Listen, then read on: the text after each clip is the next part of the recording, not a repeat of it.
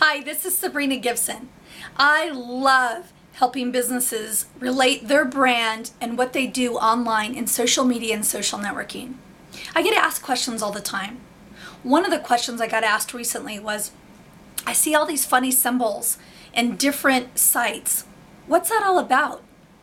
Well, what happens is when we're doing 140 character updates into Facebook or Twitter or LinkedIn or any of the number of social networking sites, it's important to remember where you are. So if I'm in Twitter, there is certain languaging that I can use, like hashtags, like those little pound signs. I can also use @ signs in Twitter. So Twitter has its own specific language. Same thing in Facebook. You wouldn't go to Twitter and say, hey, can you go like my profile? That wouldn't make any sense.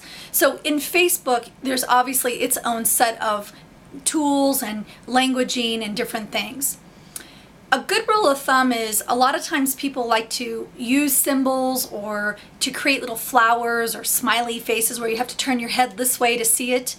It's just a good idea to not do that unless you can explain it. It's kind of like those license plates, those personalized license plates. I always get really frustrated when I see something and I can't figure out what it says. I always feel like they should have an explanation around the outside of it so that you can really understand what they're trying to communicate on their car. You might want to take those same rules in social networking. If you have to explain it, then it may not be good to use.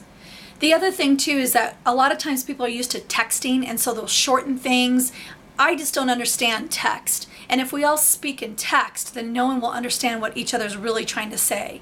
I invite you to speak in full sentences, write complete words, and then remember, when in Rome, do as the Romans. If you're in Twitter, then it's perfectly fine to use hashtags and all the Twitter talk that goes on.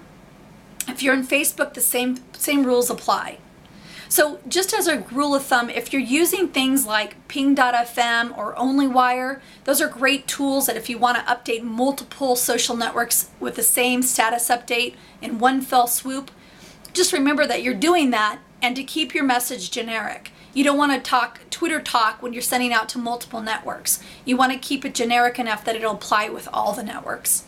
If you've got specific questions around social media, please visit me at gotsocialmediaquestions.com. Again, that's gotsocialmediaquestions.com.